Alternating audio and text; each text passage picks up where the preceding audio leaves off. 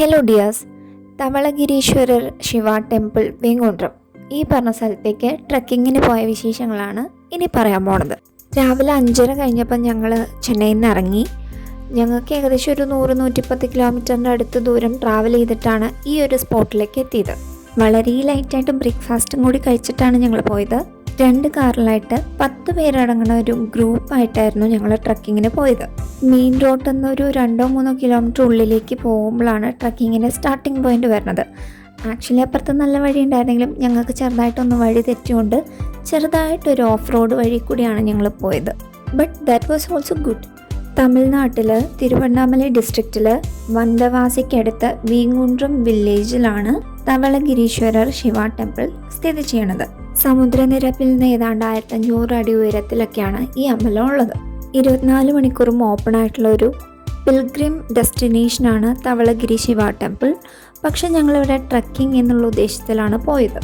8:30 മുമ്പായിട്ട് ഞങ്ങൾ അവിടെ എത്തി. ചെന്നപ്പോൾ വിരലിലുണ്ടാവുന്ന വണ്ടികൾ മാത്രമേ പാർക്കിംഗ് ഏരിയയിൽ ഉണ്ടായിരുന്നുള്ളൂ. ആ കാണുന്ന ഹൈറ്റിലേക്ക് വേണം നമുക്ക് നടന്നു കയറാനായിട്ട്. കണ്ടപ്പോൾ തന്നെ എൻ്റെ പൊന്നെ എന്ന് തോന്നിപ്പോയി. ഈസി ടു മോഡറേറ്റ് ട്രക്കാണ് കേട്ടോ, അത്ര ഭയങ്കര കഠിനമായിട്ടുള്ളതെന്നൊന്നും പറയാനില്ല. അത്യാവശ്യം വേണ്ട വെള്ളവും സ്നാക്സൊക്കെ നമ്മൾ കയ്യിൽ കരുതണം. അധികം ലഗേജ് കയ്യിലെടുക്കാത്തതാണ് ഏറ്റവും നല്ലത്. താഴത്തൊരു ഷോപ്പ് ഞങ്ങൾ കയറാൻ നിൽക്കുന്ന സമയത്ത് സെറ്റപ്പായിട്ട് വരുന്നേ ഉണ്ടായിരുന്നുള്ളൂ. ഞങ്ങൾ മുകളിലേക്ക് കയറിപ്പോയ സമയത്ത് വേറെ ഷോപ്പുകളും കാര്യങ്ങളോ ഒന്നും കണ്ടില്ലായിരുന്നു. നമ്മുടെ ട്രെക്കിംഗ് സ്റ്റാർട്ടിംഗ് പോയിന്റിൽ, അതായത് ആ പാർക്കിംഗ് ഏരിയയിൽ തന്നെ ആക്ച്വലി ഒരു അമ്പലമുണ്ട്. ഒരു സംഗോദി അമ്മൻ, അങ്ങനെയാണോ പ്രൊനൗൺസ് ചെയ്യണമെന്ന് കറക്റ്റ് എനിക്കറിയില്ല. അങ്ങനെ ഒരു അമ്പലമുണ്ട്. ആക്ച്വലി 2 വഴിയുണ്ട് അതിൻ്റെ മുകളിലേക്ക് പോകാനായിട്ട്. ഒന്നൊരു പഴയ വഴി, ലൈക്ക് പാറക്കെട്ടുകളും മൺപാതയൊക്കെ ആയിട്ടുള്ളത്. ആൻഡ് ഞങ്ങൾ ആ വഴി കൂടിയാണ് കയറിപ്പോയത്. പിന്നെ രണ്ടാമത്തെ വഴി എന്ന് പറഞ്ഞാൽ സ്റ്റെപ്പൊക്കെ കെട്ടിയിട്ട്, അത് മേ ബി റീസെൻ്റായിട്ട് വല്ലതും ചെയ്തതായിരിക്കാം, അങ്ങനെയുള്ള ഒരു ഏരിയ. പക്ഷേ ഈ 2 വഴിയും ചെന്നെത്തണ ഒരു പോയിന്റ് കഴിഞ്ഞാൽ പിന്നെ ആകെ ഒറ്റ വഴിയേ ഉള്ളൂ. ഞങ്ങൾ ഈ കയറി പോണ വഴി ആക്ച്വലി ഒരു കാട്ടുപാത എന്നൊക്കെ തന്നെ പറയാം. പോണ വഴിക്ക് ഈ പറഞ്ഞ പോലെ കല്ലും മുള്ളും എന്നൊക്കെ പറയണ ആ സെറ്റപ്പ് തന്നെ. എന്നാൽ കുറച്ച് തണലുണ്ട്, മരങ്ങളും ഒക്കെ ഉള്ളതുകൊണ്ട് നമുക്ക് അത്ര ക്ഷീണം അറിയില്ല. എന്നാലും നല്ല കയറ്റമൊക്കെ തന്നെയാണ്. നമ്മൾ കുറച്ച് നടക്കും നിൽക്കും. പിന്നെ എല്ലാവരും ജോളിയായിട്ട് കുറച്ച് നേരം വർത്താനൊക്കെ പറഞ്ഞ് കാറ്റം കൊണ്ടിരിക്കും. അങ്ങനെ തന്നെയാണ് പോയത് കേട്ടോ മൊത്തം. നമ്മൾ ട്രക്കിംഗ് സ്റ്റാർട്ട് ചെയ്ത ഏകദേശം ബിഗിനിങ്ങിൽ തന്നെ നമ്മൾ കയറുമ്പോൾ ഈ പറഞ്ഞ പഴയ വഴി കൂടെ നടക്കുമ്പോൾ ഒരു ഇതിൽ കൂടെ കുറേശ്ശെ വെള്ളമൊക്കെ വരുന്നുണ്ട്. അത് എവിടെ നിന്നാന്ന് അപ്പം മനസ്സിലായില്ല. കുറച്ചും കൂടി നടന്നെത്തുമ്പോഴത്തേക്കും ഒരു വലിയ ടാങ്ക് മാതിരിയുണ്ട്. അതിനകത്തേക്ക് വന്ന് വെള്ളം വീഴുന്നുണ്ട്. ഇത് കുടിക്കാൻ പറ്റുന്നതാണോ എന്നൊന്നും അറിയില്ല. ആ വെള്ളം എവിടെ നിന്നാണ് വരുന്നതെന്നും അറിയില്ല. മേ ബി കുടിക്കാൻ പറ്റുന്ന വെള്ളമായിരിക്കും എന്ന് വിചാരിക്കാം. വിവിധങ്ങളായ ചെടികളും മരങ്ങളും പൂക്കളും കൊണ്ട് സമ്പന്നമായ ഒരു കാട്ടുപ്രദേശം തന്നെയാണ് ഈ മല. ഇനി നമ്മുടെ ഗ്രൂപ്പിനെ ഒന്ന് പരിചയപ്പെടാം. ജസ്റ്റ് പേര് പറഞ്ഞു പോണേ ഉള്ളൂ. ഇന്ദു, നന്ദുവേട്ടൻ, ഗായത്രി, ഏടത്തി, രോഹിത്തേട്ടൻ, ശ്രീകാന്തേട്ടൻ, ഉമേടത്തി, പാച്ചു ഫുൾ പേര് എനിക്ക് അറിഞ്ഞൂടാ, ദീപുവേട്ടൻ. കുറച്ച് കയറ്റവും പിന്നെ കുറച്ച് നിരപ്പായ സ്ഥലത്തിലൂടെ നടന്നു കഴിഞ്ഞാൽ നമുക്ക് കുറച്ച് വിശാലമായിട്ടുള്ള ഒരു ഏരിയയിലേക്കാണ് എത്തണേ. 2 അമ്പലങ്ങളാണ് ഇവിടെ ഉള്ളത്. നമുക്ക് കുറച്ച് റെസ്റ്റ് എടുക്കാനും ഇതൊക്കെ ഒന്ന് കാണാനും ഇവിടെ തൊഴാനും ഒക്കെ നമുക്ക് സമയം കിട്ടും. പച്ചേ അമ്മൻ ടെമ്പിളും വാൾമുനി ടെമ്പിളും ആണ് ഇവിടെയുള്ള 2 അമ്പലങ്ങൾ. ഈ 2 കോവിലുകളും പാസ് ചെയ്ത് കുറച്ചും കൂടി ഫ്രണ്ടിലേക്ക് ചെന്ന് കഴിഞ്ഞാൽ പിന്നെ അവിടുന്ന് കുറച്ച് മുകളിലേക്കുള്ള കുറച്ച് സ്റ്റീപ്പായിട്ടുള്ള കയറ്റം തന്നെയാണ്. ആ കയറ്റം കയറി ഒരു പോയിന്റിൽ എത്തിക്കഴിഞ്ഞാൽ നമുക്ക് അടിപൊളി വ്യൂ കാണാൻ പറ്റും. ഏറ്റവും മുകളിലേക്ക് ആയിട്ടില്ല, എന്നാൽ പോലും ആ ഒരു ഏരിയയിൽ നിന്ന് കഴിഞ്ഞാൽ തന്നെ അടിപൊളി വ്യൂ ആണ്. ഫോട്ടോസൊക്കെ എടുക്കാൻ പറ്റിയ നല്ല കിടിലൻ സ്പോട്ടുകളുണ്ട്. 2026 ജാനുവരി 17 ഞങ്ങൾ ഈ ട്രക്കിങ് പോയത്. അതൊരു വിൻ്റർ സമയമാണല്ലോ. അപ്പോൾ ഇനീഷ്യലി ഫോഗൊക്കെ ആയതുകൊണ്ട് നമുക്കൊന്നും അത്ര ക്ലിയർ ആയിരുന്നില്ല. പിന്നെ കുറച്ചും കൂടി സമയം കഴിഞ്ഞപ്പോഴേക്കും ഫോഗൊക്കെ മാറി സീനറിയൊക്കെ നല്ല ക്ലിയർ ആയിട്ട് വന്നു. പോണ വഴി മുഴുവൻ ആര്യവേപ്പായിരുന്നു എന്ന് പറയാം. പിന്നെ ഈ മഞ്ഞ കളറും വയലറ്റ് കളർ പൂവും ധാരാളമായിട്ട് കണ്ടിരുന്നു. പിന്നെ ഈ ചപ്പും ചവറൊക്കെ ആയിട്ട് പ്ലാസ്റ്റിക്കൊക്കെ ആയിട്ട് അവിടെ ഇവിടെയൊക്കെ വലിച്ചെറിഞ്ഞതൊക്കെ ആയിട്ട് കണ്ടിരുന്നു. വേസ്റ്റ് മാനേജ്മെൻറ്റ് ഗവൺമെൻറ് എന്ന് മാത്രമല്ലാതെ ഓരോരുത്തരും തന്നെ ചിന്തിക്കേണ്ട കാര്യമാണ്. B A responsible citizen.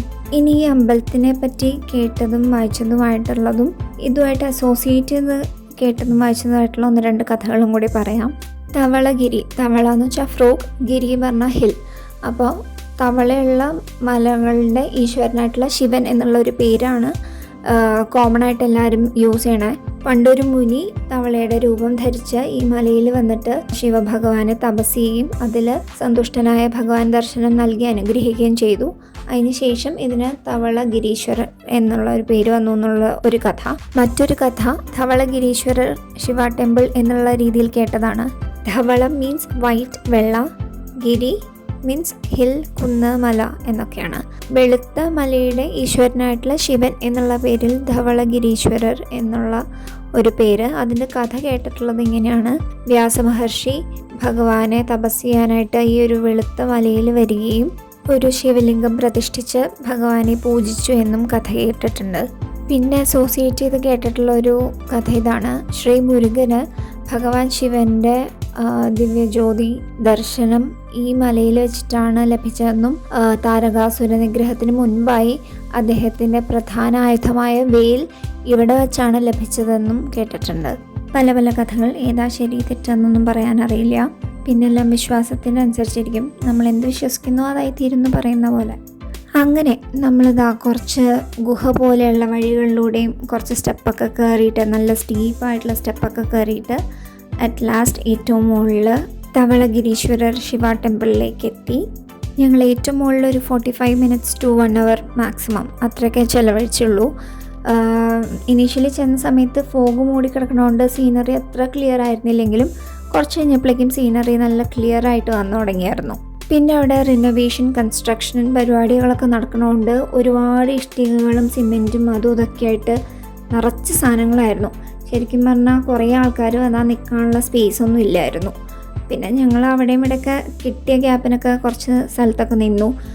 ഈ കൺസ്ട്രക്ഷന് വേണ്ടി കൊണ്ടുവന്ന സാധനങ്ങളൊക്കെ എത്ര പേര് എത്ര ദിവസം കൊണ്ട് കയറ്റിയതായിരിക്കും എൻ്റെ മുകളിൽ. സമ്മതിക്കണം. ആകെ കുറച്ച് സ്ഥലമുള്ളെങ്കിലും ഉള്ള സ്ഥലത്തൊക്കെ നിന്ന് ഇഷ്ടംപോലെ ഫോട്ടോസ് എടുത്തു കൂട്ടിയിരുന്നു. പിന്നെ ഇവിടെ വരുന്നവരുടെ സേഫ്റ്റി കരുതിക്കൊണ്ട് ആ മലയ്ക്ക് ചുറ്റുമായിട്ട് നല്ല സ്ട്രോങ് ആയിട്ടുള്ള വേലിയൊക്കെ കെട്ടിയിട്ടുണ്ട്. 360 degree വ്യൂ കിട്ടുന്ന ഒരു മലയായിട്ടാണ് എനിക്കിത് തോന്നിയത്. പക്ഷെ അവിടെ കൺസ്ട്രക്ഷനൊക്കെ നടക്കണോണ്ട് നമുക്ക് പല സ്ഥലങ്ങളിലേക്കും ആക്സസ് ഇല്ലായിരുന്നു എന്ന് മാത്രം. അവിടെ കെട്ടി തിരിച്ചൊക്കെ വച്ചിട്ടുണ്ട്. പിന്നെന്താണെന്ന് വെച്ചാൽ സൺസെറ്റും സൺറൈസൊക്കെ കാണാൻ അടിപൊളിയായിരിക്കും കേട്ടോ. പക്ഷെ നമ്മൾ അൺഫോർച്ചുനേറ്റ്ലി സൺറൈസൊക്കെ കഴിഞ്ഞിട്ട് എത്തിയെന്നുള്ളത് മാത്രം. പിന്നെ എൻ്റെ മുകളിൽ നല്ല കാറ്റായിരുന്നു. ആഹാ, എന്തൊരു സുഖം. ഭഗവാൻ ശിവന് പുറമെ ശ്രീ പാർവതി ദേവി, ചണ്ഡികേശ്വർ, വിനായകർ, അണ്ണാമലയാർ, മുരുകൻ എന്നീ പ്രതിഷ്ഠകളുമുണ്ട്. കുറച്ചു നേരം അങ്ങനെ അവിടെ സ്പെൻഡ് ചെയ്തിട്ട് ഞങ്ങൾ തിരിച്ചിറങ്ങി. പോയ വഴിയല്ല, തിരിച്ചിറങ്ങിയ ഗുഹയുടെ വഴി രണ്ടും രണ്ടായിരുന്നു. തിരക്ക് വരുമ്പോൾ എല്ലാവരും ഒരു വഴി കൂടെ പോയി മറ്റു വഴി കൂടെ ഇറങ്ങണതല്ലേ സൗകര്യം. കാരണം ഞങ്ങൾ തിരിച്ചിറങ്ങാൻ തുടങ്ങിയപ്പോഴേക്കും ആൾക്കാർ വന്ന് തുടങ്ങിയിട്ടുണ്ടായിരുന്നു. പലരും ബെയർഫൂട്ടായിട്ട് ഭക്തി എന്നുള്ള ഒരു രീതിയിൽ മാത്രമായിട്ട് എന്തെങ്കിലും വഴിപാടെന്നൊക്കെ രീതിയിലൊക്കെ അങ്ങനെ വരുന്ന പോലെയൊക്കെ തോന്നിയിട്ടുണ്ടായിരുന്നു. ചെറിയ കുട്ടികൾ തുടങ്ങി വയസ്സായ ആൾക്കാർ വരെ ആൺ പെൺ വ്യത്യാസമില്ലാതെ ഒരുപാട് പേര് വരുന്നുണ്ടായിരുന്നു. ശരിക്കും അത് അത്ഭുതം തോന്നി. കാരണം ഞങ്ങൾ ഇറങ്ങാറായപ്പോഴേക്കും അത്യാവശ്യം വെയിലായി തുടങ്ങി. ആ ചൂടത്ത് ചെരുപ്പൊന്നുമില്ലാതെ അവർ കയറുന്നുണ്ടപ്പോൾ ഞങ്ങളാണെങ്കിൽ ഇവിടെ ഷൂസും തൊപ്പിയും കണ്ണടയും ഒക്കെ ആയിട്ട് വൻ സെറ്റപ്പിൽ. പിന്നെ നമ്മൾ ട്രക്കിംഗ് എന്നുള്ള രീതിക്ക് പോയതാണ്. എന്നാലും പുറത്ത് നിന്ന് ഭഗവാനൊക്കെ വണങ്ങിയിട്ടാട്ടോ തിരിച്ചു പോകുന്നത്. ഒരു പോയിന്റ് വരെ കഴിഞ്ഞു കഴിഞ്ഞാൽ 2 വഴിയായിട്ട് മാറുകയാണല്ലോ. ഒന്ന് സ്റ്റെപ്പ് ഇറങ്ങി നമുക്ക് തിരിച്ചു വരാം, അല്ലെങ്കിൽ ഞങ്ങൾ ഇങ്ങോട്ട് കയറി വന്ന ആ ഒരു കാനന പാതയുണ്ടല്ലോ ആ വഴി കൂടെ വരാം. ഞങ്ങൾ തിരിച്ച് സ്റ്റെപ്പ് ഇറങ്ങിയിട്ടായിരുന്നു വന്നിരുന്നത്. അപ്പോഴാണ് ഈ പറഞ്ഞ ആൾക്കാരൊക്കെ ഒരുപാട് പേര് കയറി പോണതൊക്കെ കണ്ട്, പല ഏജ് ഗ്രൂപ്പിൽപ്പെട്ട ആൾക്കാർ. വരണ വഴിക്ക് ഷോപ്പുകളെന്നൊന്നും പറയാൻ പറ്റില്ല, ഇൻഡിവിജ്വലായിട്ട് ആൾക്കാർ ഓരോന്നൊക്കെ വിൽക്കുന്നുണ്ടായിരുന്നു.